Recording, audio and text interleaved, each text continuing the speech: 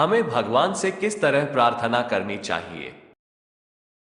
प्रार्थना में वाकई बहुत शक्ति होती है।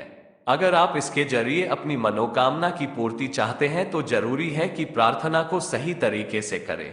तो आइए हम विस्तार में इस वीडियो के माध्यम से इस बारे में जानते हैं। हम अपनी मेहनत और दिमाग से काबिल तो बन जाते हैं, लेकिन कभी कभी कुछ मौकों पर हमारी काबिलियत भी हमारे काम नहीं आ पाती।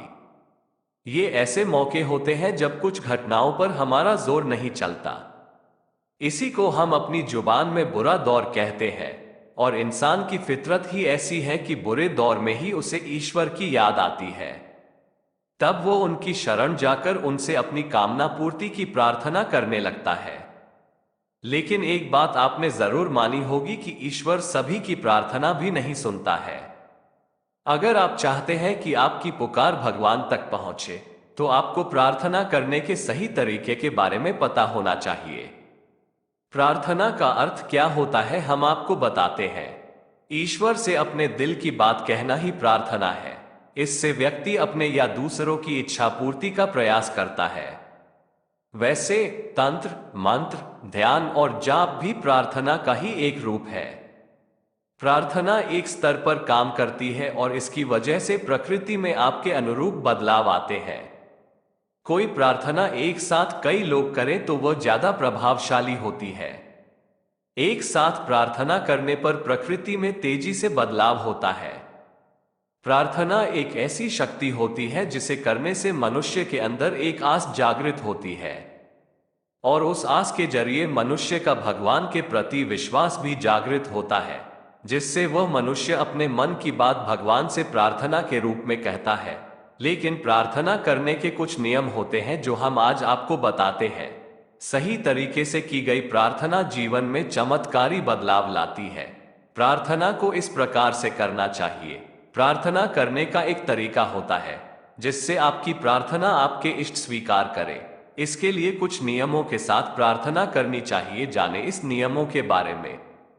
1. प्रार्थना करने के लिए सबसे पहले एक एकांत स्थान में बैठना जरूरी होता है। 2. उसके बाद आप अपनी रीढ़ की हड्डी को बिल्कुल सीधा रखें। 3. फिर सबसे पहले अपने इष्ट गुरु या ईश्वर का ध्यान करें। 4. उसके बाद जो प्रार्थना करनी है उस प्रार्थना को भावपूर्ण से करें। 5. अपनी प्रार्थना को हर स्थिति में गोपनीय ही रखें। 6. जब भी मौका मिले अपनी प्रार्थना को दोहराते रहें। 7. प्रार्थना सरल और साफ तरीके से की जानी चाहिए और आसानी से बोली जानी चाहिए, वो प्रार्थना सफल होती है। 8. शांत वातावरण में प्रार्थना करनी सबसे उत्तम मानी जाती है।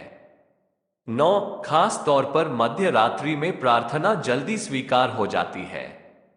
10. प्रार्थना को रोज एक ही समय पर करना उचित माना जाता है।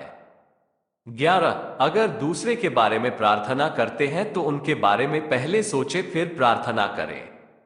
12. प्रार्थना को पूरी सच्ची भावना से की जाए तो प्रार्थना सफल हो जाती है।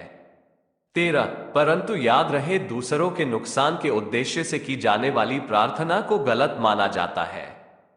अगर आपने इन तरीकों से सच्चे मन से भावपूर्ण श्रद्धा से अपनी प्रार्थना की है तो यकीन मानिए आपकी प्रार्थना चाहे धन की हो या संतान की हो या नौकरी की हो, तो आपकी मनोकामना निश्चित ही पूरी हो जाएगी।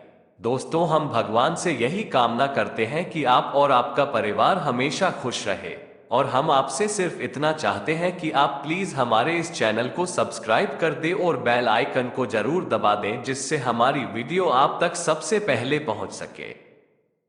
ऐसी ही वीडियो देखने के लिए आप प्लीज हमारे इस चैनल को सब्सक्राइब करें और बेल आइकन को जरूर दबा दें।